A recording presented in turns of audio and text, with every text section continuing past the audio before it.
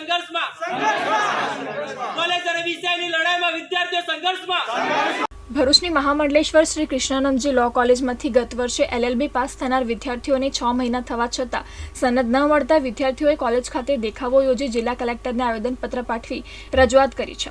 આવેદનપત્રમાં જણાવ્યું છે કે ભરૂચની મહામંડલેશ્વર શ્રી કૃષ્ણાનંદજી લો કોલેજમાંથી વર્ષ 2024માં કાયદેસર રીતે 3 વર્ષનો કાયદો કોર્સ પૂર્ણ કર્યો છે અને ગ્રેજ્યુએટ થઈને ડિગ્રી પ્રાપ્ત કરી છે, તેમજ કોલેજ તરફથી લેવામાં આવતી 1 થી 6 સેમેસ્ટરની ફી તથા સનદના એનરોલમેન્ટ માટે વેરિફિકેશન ફી સાથે રૂપિયા 27,500 પણ ભર્યા હતા, પરંતુ વિદ્યાર્થીઓએ જ્યારે સનદનું ફોર્મ ભર્યું ત્યારબાદ થોડા મહિના પછી તેઓને જાણ થઈ કે કોલેજમાંથી LLB પૂર્ણ થયું છે તે કોલેજની બાર કાઉન્સિલમાં માન્યતા નથી, જે કોલેજના સંચાલકો દ્વારા 2012થી કોલેજના ઇન્સ્પેક્શન માટે ફી ભરેલ ન હોવાથી કોલેજની માન્યતા 2012થી પાછી લેવામાં આવી છે।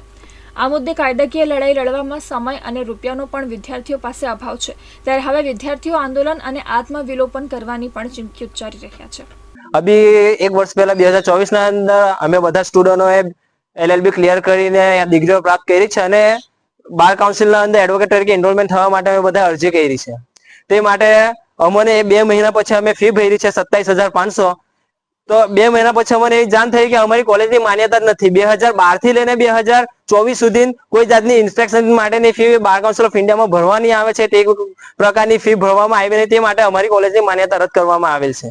હવે તે માન્યતા રદ કરવામાં આવેલ છે તેના અંદર અમારું કોઈ સ્ટુડન્ટનું કોઈ કશું નથી, અમે તો કોલેજને પણ ફી ભરી છે, BCA એના અંદર બી એનરોલમેન્ટ માટે ફી ભરી છે, તેમ છતાં અમને સનદ આપવાની ના પાડે છે અને એ લોકો એવું અભિપ્રાય આપે છે કે તમે કોલેજ ન કહો કે એ લોકો તમારી ઇન્સ્પેક્શન અને પેનલ્ટી પેટે 33 લાખ રૂપિયા લગભગ ભરવાના થાય છે, તે પૈસા ભરશે તો તમને એનરોલમેન્ટ તરીકે અમે એડવોકેટ તરીકે તમને અમે અપીલ થવા દેશું કોર્ટના અંદર। હવે પરિસ્થિતિ એવી સર્જાઈ છે કે 2012 થી લઈને 2023 સુધી બધા લોકો એડવોકેટને એ લોકો સનદ આપી છે અને તે લોકો બી હાઈકોર્ટ, સુપ્રીમ કોર્ટ અને બધી કોર્ટના અંદર એ લોકો પ્રેક્ટિસ કરે છે। હવે 2024 ના અંદર અમે પાસ આઉટ થઈને ગયા તો અમે શું કસૂર કર્યું છે?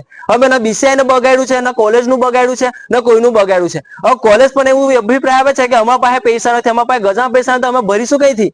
એટલે કોલેજે 2012 થી લઈને 2023 સુધી જે ઇન્સ્પેક્શનની ફી ભરવાની હતી તે ભરી નથી, હવે તે પૈસાનો કોઈ હિસાબ નથી એ લોકો પાસે।